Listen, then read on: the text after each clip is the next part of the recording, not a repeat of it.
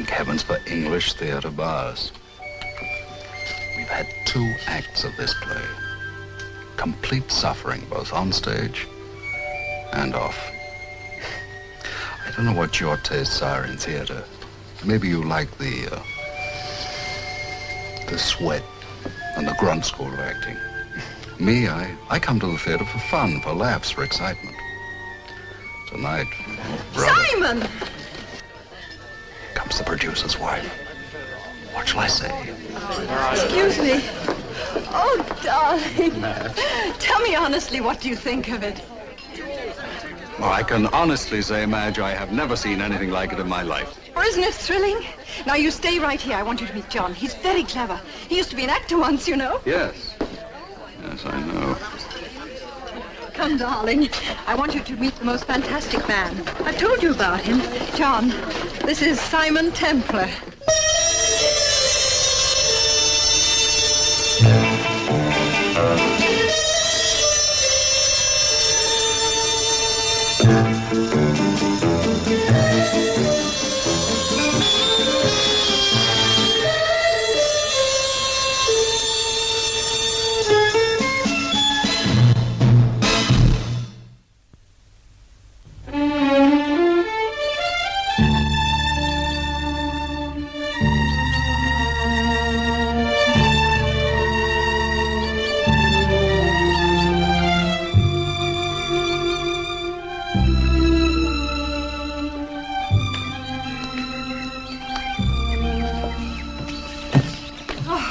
Isn't it heavenly?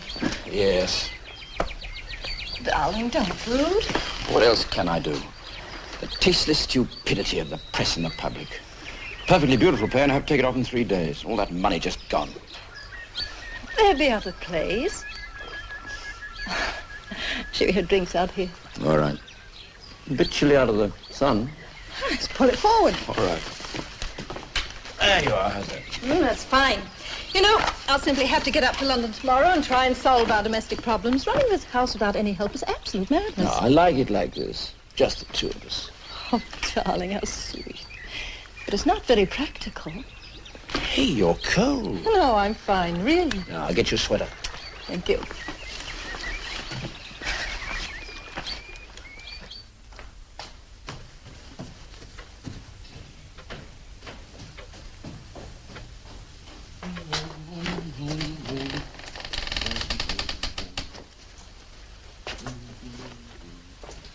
Madge, catch!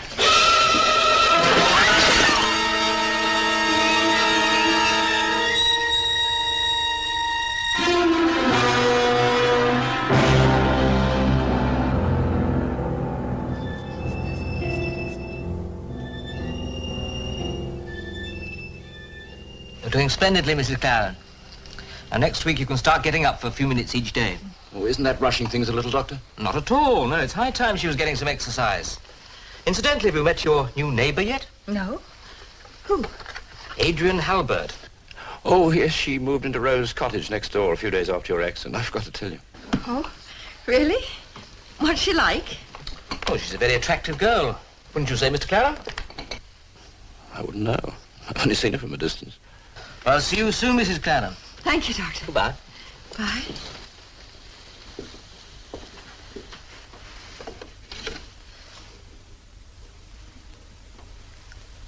By the way, Mr. Claren, that nurse I spoke to you about, she's free now. Shall I have her phone you?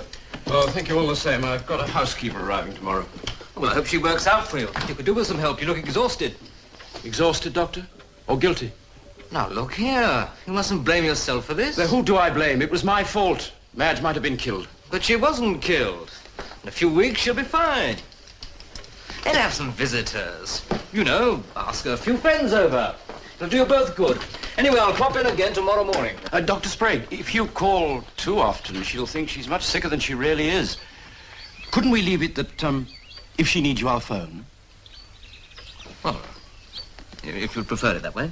Well, you said yourself she's going along splendidly. Yes, so she is. Well, but if on the other- least thing goes wrong, I'll call you immediately. And thank you very much for what you've done already. We both appreciate it. Oh, not at all. But you will call me if I can be of help. Of course, Doctor. Goodbye. Goodbye.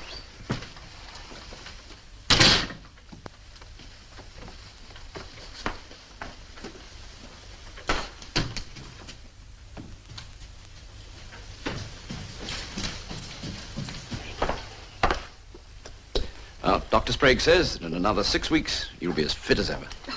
It's the best day yet. No pain at all. I feel so terribly responsible. Oh, it was an accident. You know it and I know it. Sorry. I shouldn't have brought it up. I've got an idea.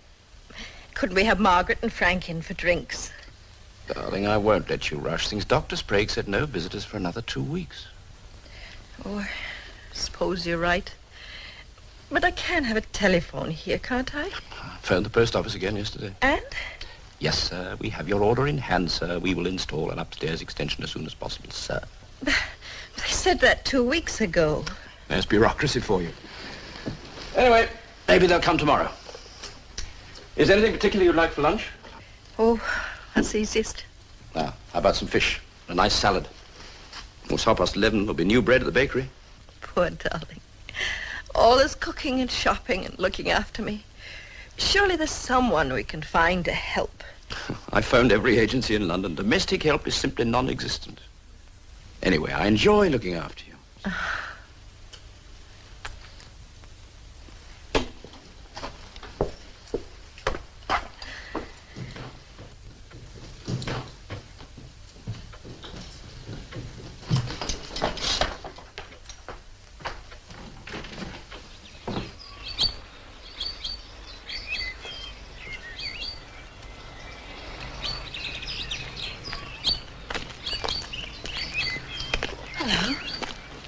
Good morning, Adrian.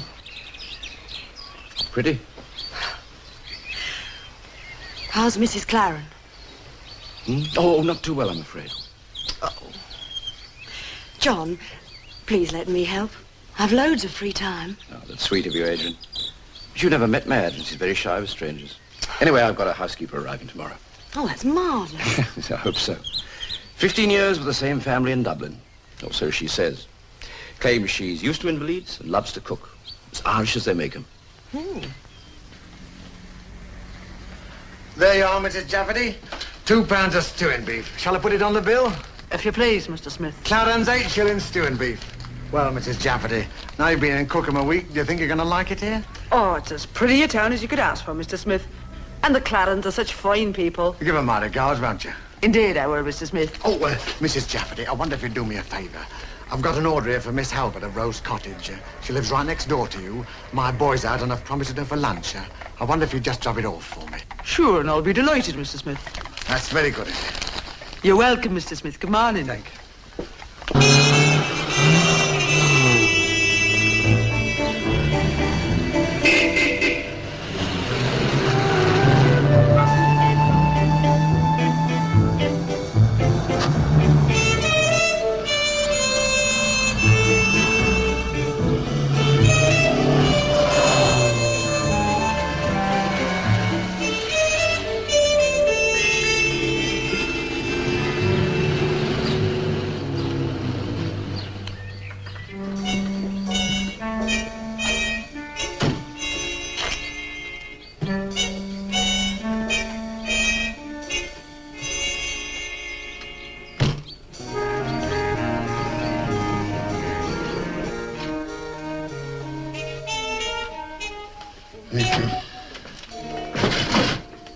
Simon Templar! It's good to see you. Mario, it's good to see you too. Like a stone, you dropped from the blue. I just can't believe it. My entire establishment is yours. Anything you wish. Well, it's just as well because my bags are in the car outside. Don't worry, we'll have them brought in. And now, what to drink? A Manhattan? I mix it myself. No, at this hour, just a pint from the barrel. Warm, flat, nourishing, and very British. And what brings you to Cookham? An adventure? A criminal? No, after a month in Paris, I suddenly had a crazy bolt of nostalgia for the sight of your ugly puss. Simon, this is me, Mario, remember? You can be honest with me, no? Why not? Can you keep a secret? It is like telling a dead man. I'm looking for a woman. Uh-huh. 38, 24, 36. Bellissima. Well, that's only a head.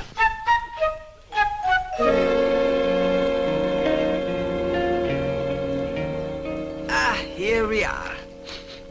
No, it's my stewing beef. Ah, here it is at last. Thanks so much, Mrs. Jafferty. I hope it wasn't a bother. No trouble at all. A few yards out of my way on a fine day like this. Mind the eggs. Oh, yes. How's Mrs. Claren? Well as could be expected under the circumstances. I'd love to come over and see her. Oh, no, not allowed, miss. Doctor was very hard and fast about it. No visitors. Oh, well, please tell her I was asking about her, will you? Indeed I will, miss. And good day to you. Thanks again, Mrs. Jafferty. Oh, you're welcome, miss.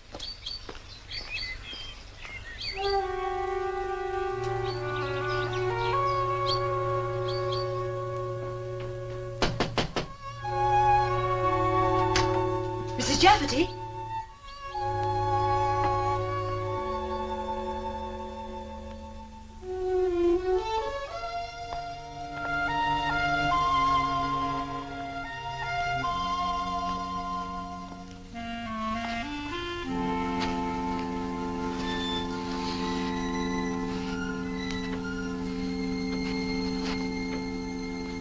Mrs. Jafferty?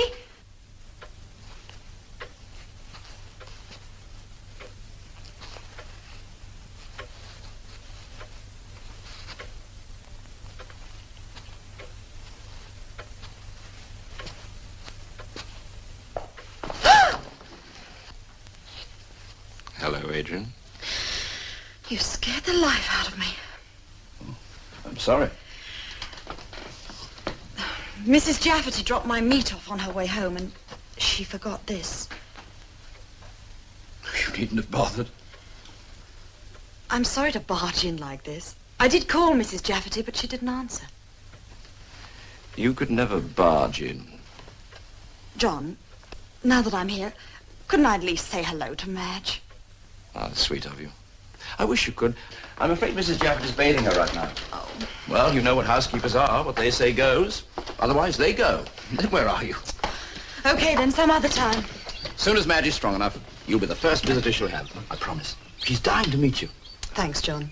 Goodbye. Goodbye.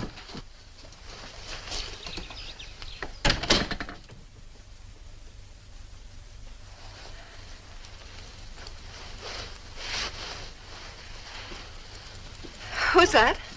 Oh, just some deliveries. I ordered some champagne for you. Oh, thank you, darling. Oh, incidentally, Madge, I have a few bills to pay. I'll give you a check. Thanks. How much do you want? Oh, well, Taylor's bill this month, they'll make it 300. Isn't that rather... What? Well, go ahead. Go ahead, Madge, say it. You think it's too much, don't you? No, darling, not at all. You've every right, of course, since it is your money. Oh, John, that's cruel. Oh, the truth has a way of being cruel, hasn't it? And the truth is that you pay for everything in this house. The food, the drink, the car, even my clothes. Well, it gets a little wearing after a time. A man doesn't particularly enjoy living off a woman. Is that how you classify me? I thought I was your wife. Madge, darling, I'm sorry. I didn't mean it. I think you did. No. It's just that sometimes I feel... I don't know. I've never bought you anything, really. Just a few flowers and chocolates. You buy your own furs, jewelry. You even paid for your own engagement ring. John, why does it have to matter so much to you? Why can't you just accept it? Why do you have to think of it as my money? It's our money. This isn't my house. It's our home. Yeah, of course it is. I'm sorry, darling. Let's forget it. All right. John, tell me something. What? Are you happy? With me, I mean. What sort of question's that? Are you? Of course. I love you. You don't say it very often. Well, Oh, does it embarrass you? a little perhaps. Darling, once in a while, tell me. I love you, Madge. very much.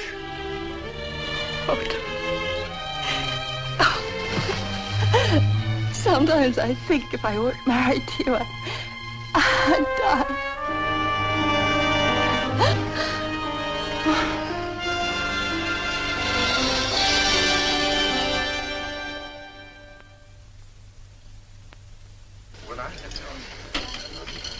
There it is, a custom-built Manhattan. Thank you, Mario.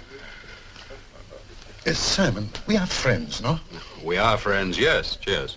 It's just that sometimes I do not feel I know you at all. I'm not very complicated, Mario. Like all men, I am searching for personal fulfillment. I won't accept mine by proxy, that's all. I do not understand. Well, it's very simple. I don't like being a cog in the machine. Being one of the millions of ants that devour the dragon is all very noble. But it's not half as much fun as being St. George, is it? With the sword in the hand and the foot on the neck of the dragon, huh? And an arm around the fair maiden. Sound cockeyed? No, not with that addition.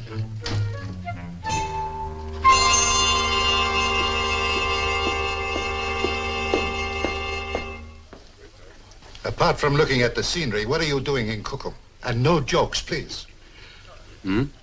What are you doing in Cookham? What do you know about a man named John Claren? Quite recently, his wife had a serious accident. She nearly died. Well, his other wives had accidents, too. They did die. He has been married before. Twice. How about another custom built? Sure. This woman coming now is the housekeeper, Oh, what's her name? Mrs. Jafferty. Mrs. Jafferty? Yes? How is Mrs. Claren? Oh, would you be knowing her? Why, yes, you might say I'm a sort of friend of the family. I even knew the former Mrs. Claren. Oh, would that be the American lady? Yes, Grace Selden. I was once engaged to her sister. Well, you know, fancy that. You might tell them I was asking.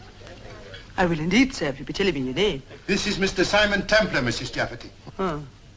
Pleased to meet you, indeed. Sure, I'll be telling Mr. Claren you were asking. Goodbye, Mrs. Jafferty. Goodbye now. Simon, you are perhaps incognito. Did I do wrong to mention your name? No, of course not, Mario.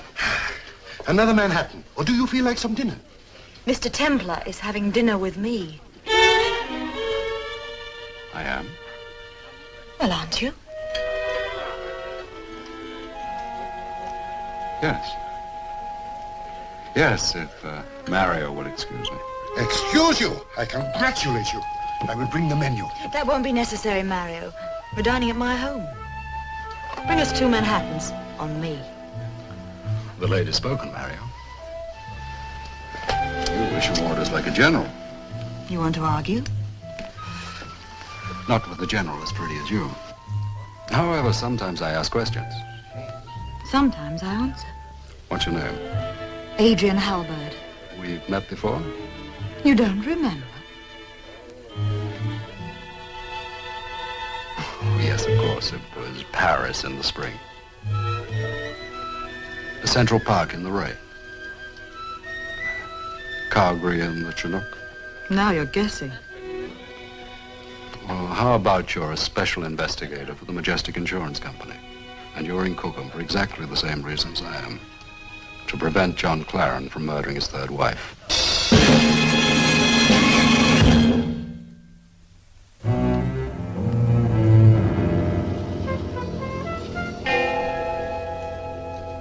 Adrian, that was a superb dinner, except for one thing. What?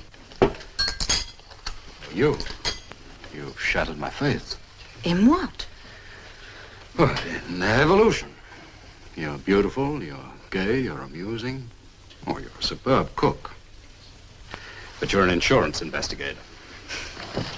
Insurance companies found out years ago that investigators could do a lot more if they didn't look like investigators. That's true. Now, supposing we compare notes on John Claren. All right, what do you know? Well, he went to a good school, where he never got into any trouble. And then he became an actor. Then he married and went to live in Australia. Well, the first Mrs. Claren fell from the 10th floor of a Brisbane hotel. John collected £50,000 of insurance and then came back to England. Mm-hmm. And then he got mixed up in the theatre again. He produced a few plays in London. All of them flopped. He was virtually bankrupt. when he married American heiress Grace Selden. Yes, I knew her. What was she like? Like most pretty girls. Selfish, petulant, spoiled, but charming. Anyway, they moved to New York, and 6 months later, Grace was electrocuted. This time there was no insurance. But John did inherit $250,000, very enterprising. Very. Then he came back to England? Yes, and the same thing started all over again. More plays that flopped. I saw his last one.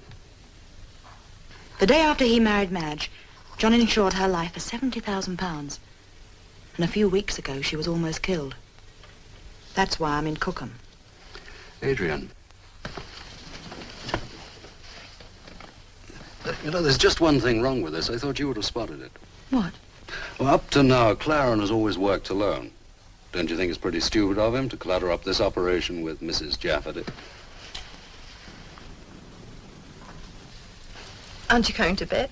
No, not yet. No, I've got some work to do on the new play. Gilbert has great talent. He's written a very bad third act. You'll fix it, darling. I hope so. It'll be a tremendous success. And you'll be the most famous producer in London. Yes, we said that about the last one. Oh, this one's different. You think so? I know it. Anything else you want? No, thanks. Good night, sweet.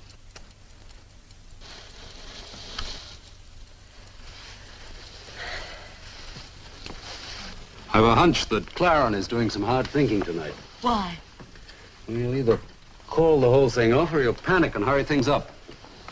I don't understand. Well, it's the predictable reaction of the ungodly. I've seen it happen 1,000 times.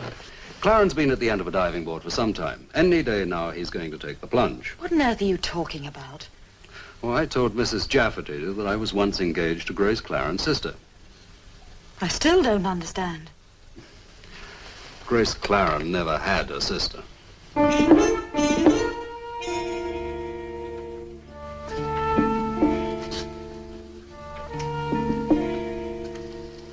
Leave Cookham. 10:30. Arrive Maidenhead. 10:43.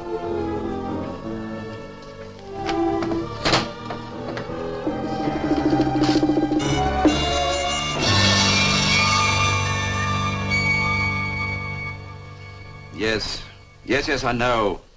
But look, Gilbert, dear boy, yours is not a play of action. It's a detailed study of an environment. Yes. Anyway, I think I've licked our problem in the third act, and I'd like to talk to you.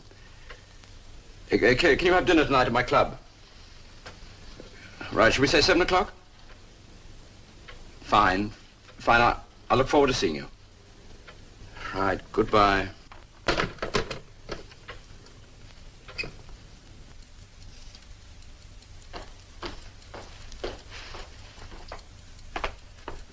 I just phoned Gilbert. I'm going to meet him. He'll see things my way now. I was sure he will. What train are you catching? 3 o'clock, if that's all right with you. Of course. I'm meeting Gilbert at the club at 7, so I'll catch the 8:55 back. I'll leave your supper all ready for you before I go. What would you like?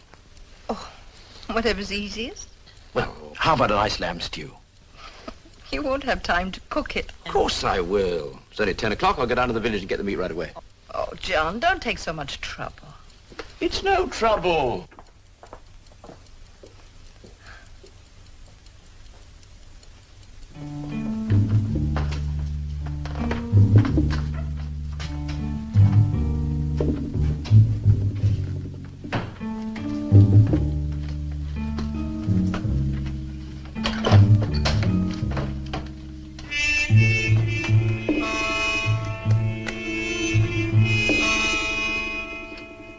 I'll be back in about 45 minutes, dear. All right, dear.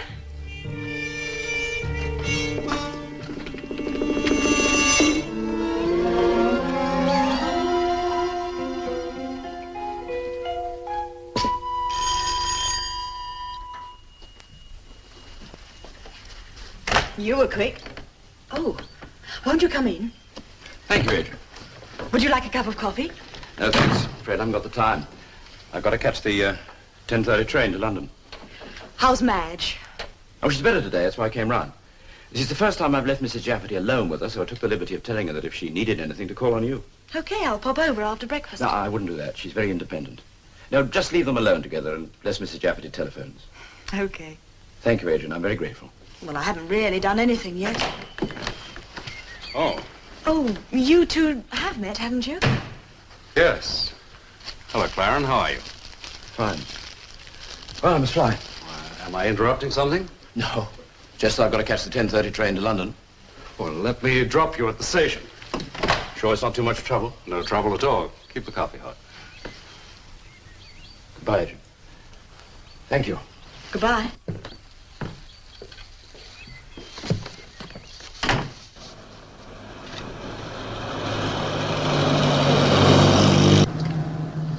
How's Madge?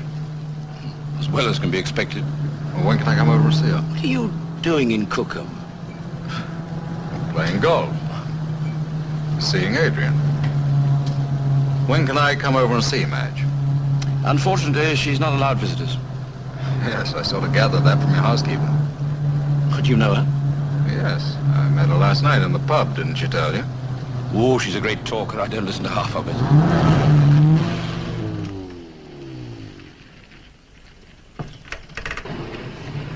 Well, thank you for the lift, Mr. Templar. You're welcome. Going to stay in town all day? No, I'm catching the 8:55 back. Have fun. Thank you. Good morning. Good morning, sir. Thank you. Oh, by the way, I suppose you wouldn't know what platform at Paddington the 8:55 leaves from this evening? Blimey, sir, I wouldn't have the foggiest idea. No, I suppose not. Afraid it was rather a silly question. That's all right, sir. We all ask him from time to time.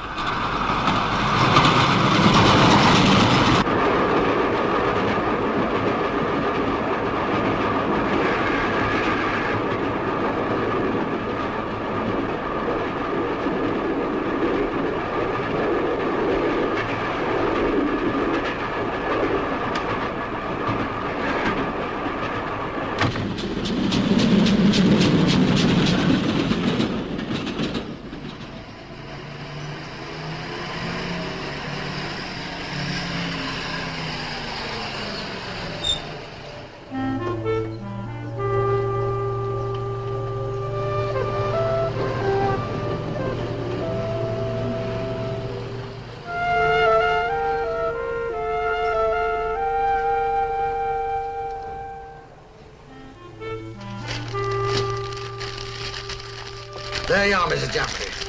£1 of stew in that. You sure that'll be enough for 3 people? Oh, it's only for me and Mrs. Claren. Himself's gone up to London. Good day to you, Mr. Smith. Good day, Mrs. Jafferty.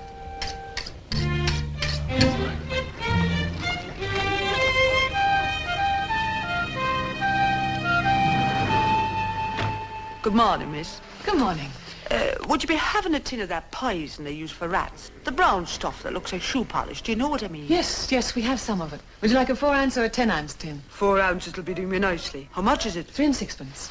I'll get you to sign the poison book.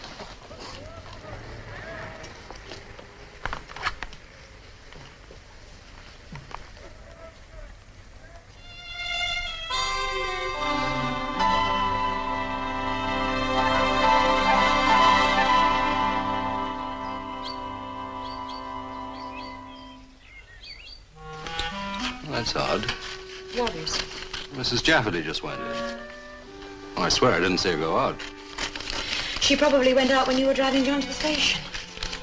Probably. You know what's even more peculiar? What? Well, knowing Mrs. Jafferty, I just can't believe she didn't tell John what I said about being engaged to Grace's sister. The Irish are so unpredictable. but women aren't.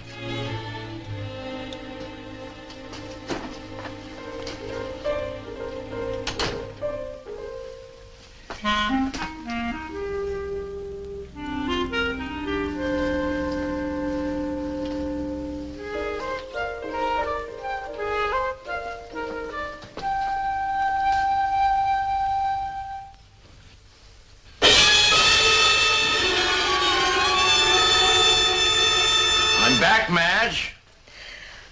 Oh, good, dear.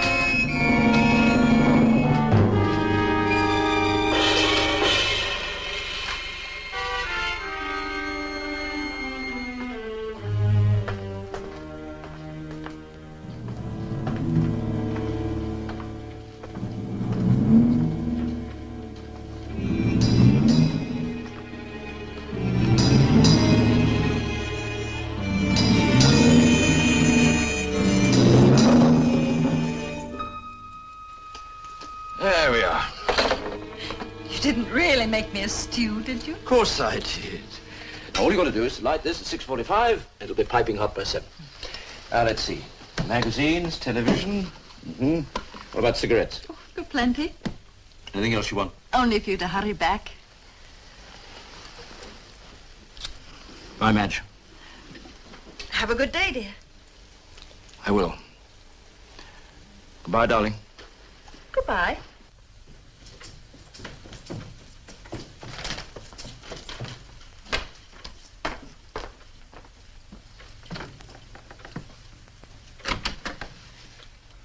I'll be back by 10, dear. All right, darling. Bye. Bye, darling.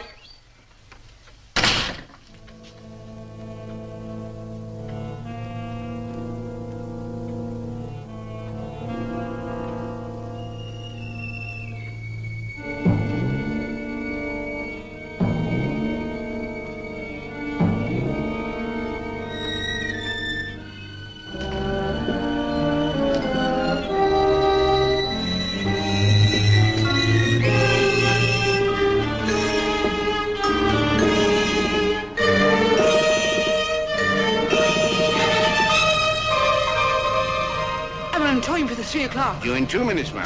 Oh, dear, oh, dear. It's so upset I am. I hardly know what I'm doing. It's my sister, you see. She's been taken ill and not a soul to look after her. Oh, dear. Oh, is this This side, madam, yes.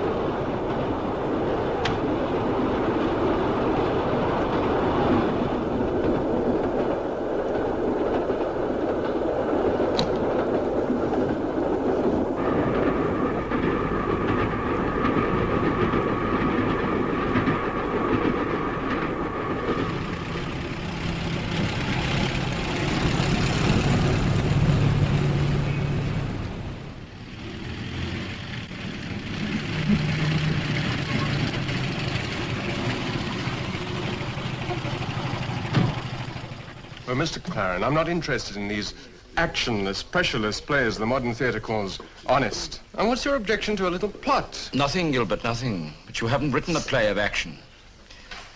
What do you make the time? 6:45. Go on, Gilbert, you were saying.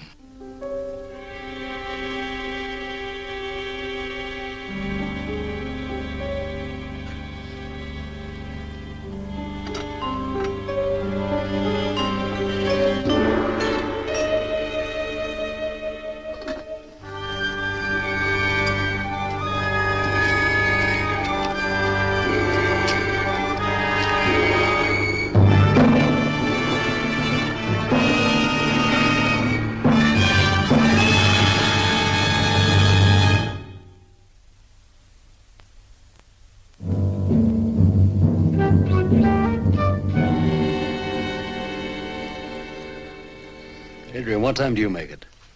10 to 7. There's something wrong. Something very wrong. Nothing possibly can happen to Madge with John in London. No, the fact remains that Mrs. Jafferty went out at 2:30 and still isn't back. Madge has been alone in that house for 4 hours. What do you think we ought to do? I think I'll pay the Claren Maynard a little visit. Shall I come with you? No, I'll be back in 10 minutes. Don't worry.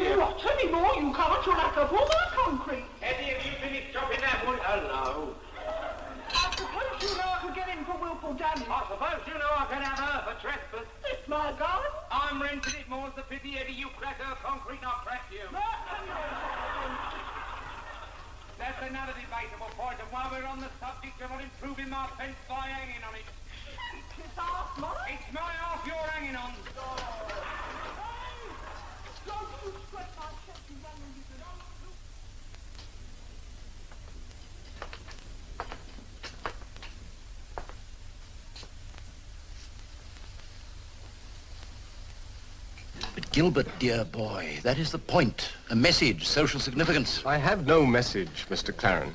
I doubt if I'm capable of improving the world. All I want to do is to give the paying customers a thoroughly entertaining evening in the theater.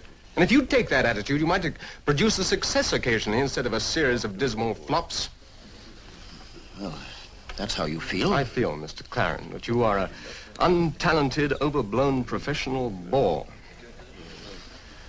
I have a train to catch at 8:55. Obviously, we've nothing further to discuss. My bill, please.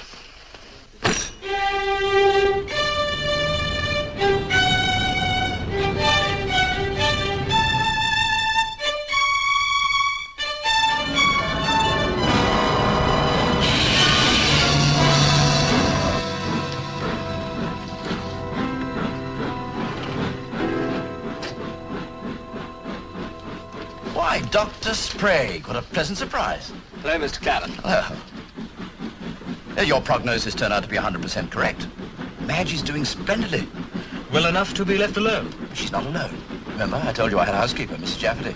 Turned out to be an absolute treasure. Glad. She had no references. Once heard such terrifying things about servants these days. Still, I had to have someone, didn't I?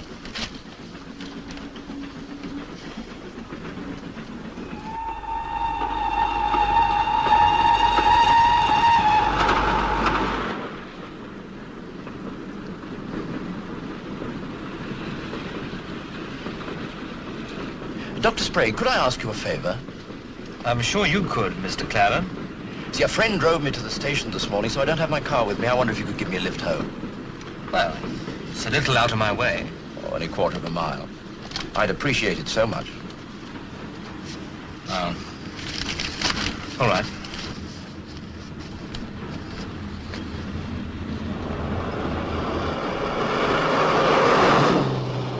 And then he became absolutely insulting. I don't understand writers. I swear I never will. Complete egocentrics, every one of them. Never think of anybody but themselves. Oh, is this me already? Oh, thank you, Doctor.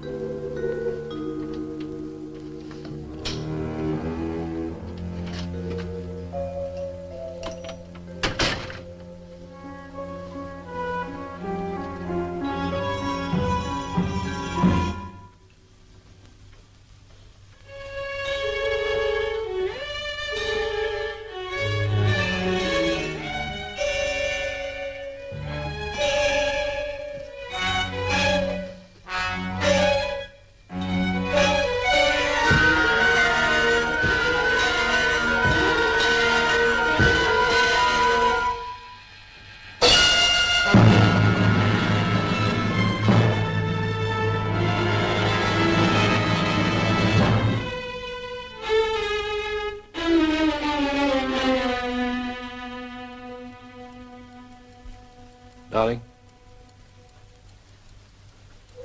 Madge, dear.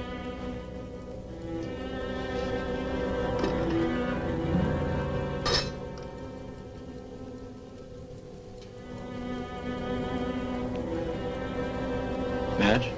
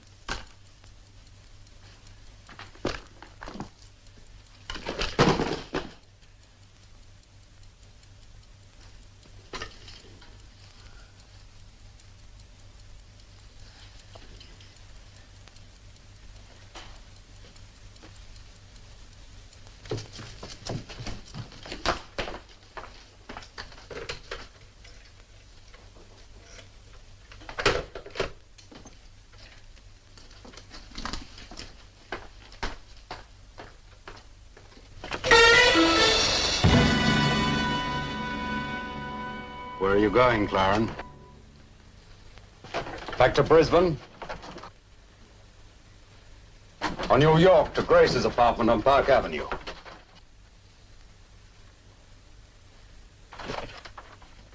It's my wife. She's dead. Your wives have a habit of dying. What are you talking about? This. You poisoned your wife. Poisoned her? You're out of your mind. Am I? I was in London all day. Were you? You know I was. You drove me to catch the 10:30 train this morning. You saw me get on it. Yes, but you got off it again, didn't you, Claren, at the next station up the line? I did no such thing. I had dinner with a writer. He'll vouch for it. Will he? So will the waiters. And on the train coming home, I met Dr. Sprague. He drove me straight to the door. Then who did poison your wife? It was Mrs. Jafferty. You see, I had to take her without references. I was desperate. With Madge so ill, I couldn't look after her and the house. I don't see why not. You're a very talented husband. It was Mrs. Jafferty. What possible motive could Mrs. Jafferty have for killing your wife? Robbery. Well, she's taken Madge's jewelry. Well, go and look for yourself. I mean, a jewel box, it's broken open. It's empty. Who are you calling? The police. I wouldn't bother. I called them myself, Mrs. Jafferty.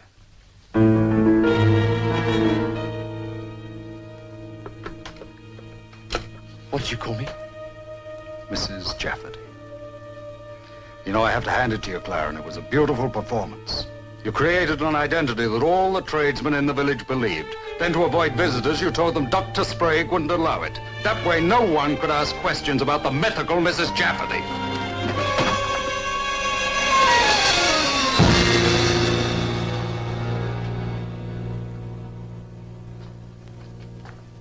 Templar. Templar, we can work this out. Can we? Yeah. There's a £70,000 insurance policy on Madge's life. I'll collect it in a month. 6 weeks at the most. I'll give you half.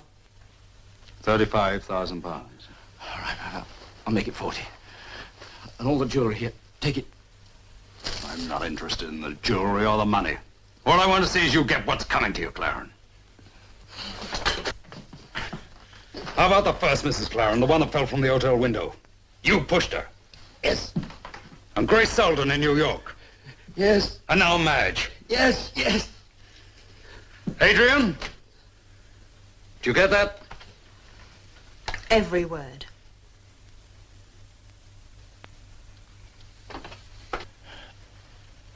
It was different with Madge. How? I loved Madge. I didn't love the others, but I did love Madge. You know, John, I believe you did.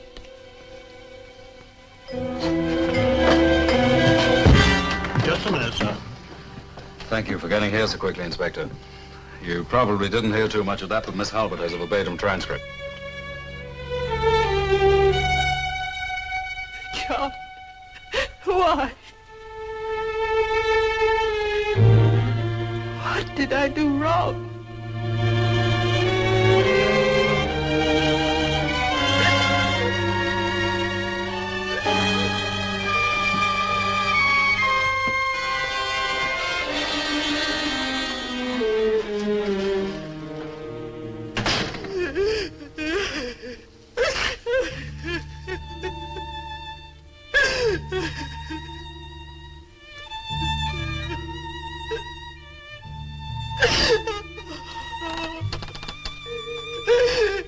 Madge.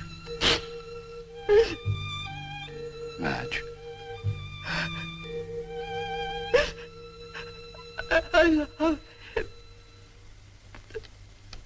Oh, I love him. Even when you were telling me the whole horrible story, so that I wouldn't eat the poison, that's all I could think of. How much I love him. Oh, Simon, why didn't you let me die?